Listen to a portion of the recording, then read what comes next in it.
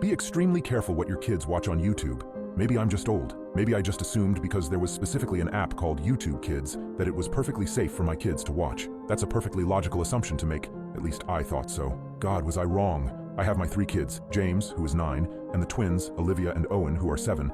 Oftentimes they get so wound up and excited that they forget to use their heads, and this time they really did. Owen was the only one who really tried to talk to me about what he was watching on YouTube, but James would always shut him up. I have to admit, I was guilty of only half listening to what he was talking about. I didn't really care what guy played what game or the conundrums of an annoying British pig. It was somewhat of a relief when he stopped talking about it all. No more pig stories, no more gaming adventures. If anything, he seemed less interested in his tablet in general, more inclined to socialize when I was in the room rather than watch some odd video. Maybe I should have read more into that, but hindsight is 20/20, and at the moment, I didn't think much of it. I only caught a glimpse of the new show he was watching yesterday. I popped into his room to let him know it was time for dinner. Obviously, James was on his tablet, and he was completely absorbed in what he was watching. I was at just the right angle to see what was going on. It was another animated show, not surprising. The stars of this one appeared to be this fluffy white lamb and a black goat with a serious case of resting bitch face. The sheep was preparing a sandwich for lunch while singing in an ear-splitting voice about how it was good to feed others. James jumped out of his skin and turned off his tablet. "Dad, what are you doing in here?" James actually sounded embarrassed, like he was caught doing something he shouldn't have, which is not a look I was not unfamiliar with back in my youthful days. "It's time for dinner, kiddo.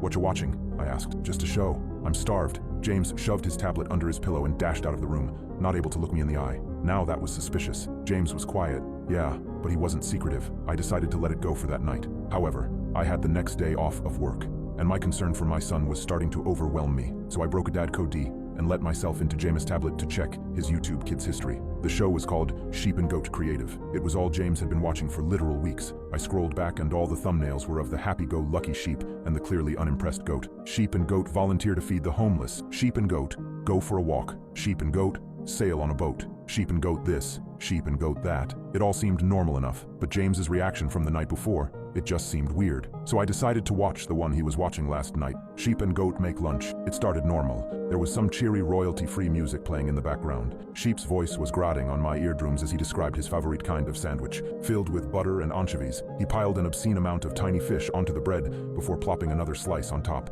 "Time to eat," he squawked, opening his mouth to take a bite. I found myself thinking, God, I hope that sheep shuts the hell up soon. It was then that the goat, who hadn't really done anything but stand there with no expression, grabbed the sandwich and crammed the entire disgusting thing down Sheep's throat. Sheep's eyes bugged out his skull as he tried to shove Goat off of him, but the goat didn't budge, forcing Sheep's mouth shut so the sheep had to swallow an entire sandwich in one go. Normally in cartoons, this is where we'd see a sandwich-shaped lump go down Sheep's throat. That didn't happen. As he would in real life, Sheep choked. He gasped and gagged, clearly trying to spit the lump of sandwich out of his throat, but he couldn't. Goat went back to sitting to the side like nothing was the matter, now taking the time to make his own sandwich, a much more civilized peanut butter and jelly. Sheep slowly sank behind the counter, where his choking grew quieter and quieter until it just came to a horrid stop.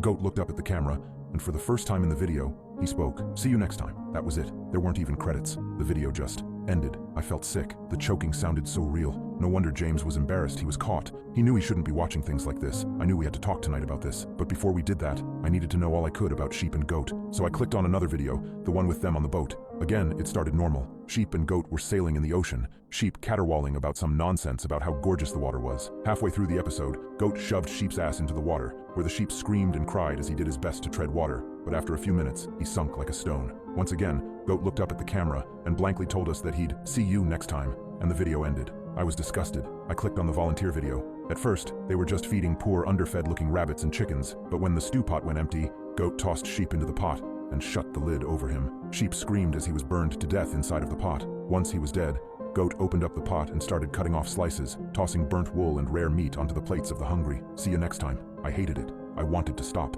but I clicked on the next one anyway, the one where they were going on a walk. I knew what to expect by now. That cheery, stupid music, Sheep's annoying as hell voice grating my eardrums as they skipped down a path and up a hill. Goat just quietly followed along, not speaking, not making any expression. Once they were up there, Goat attacked Sheep.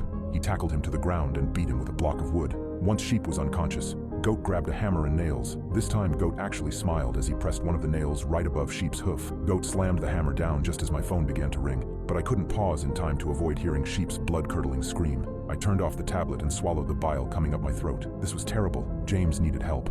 A therapist at the very least, if not a full inpatient stay for juvenile psychopaths. I grabbed my phone and saw it was coming from the kids' school. I answered, trying to ignore that feeling of dread that crept up my spine. Hello, Thompson residence? Mr. Thompson, you need to come down to the school right away. My heart dropped into my stomach. What happened? Your son James left the school premises during recess. He brought his little brother with him. We can't find them. Your daughter Olivia said they were going on a walk.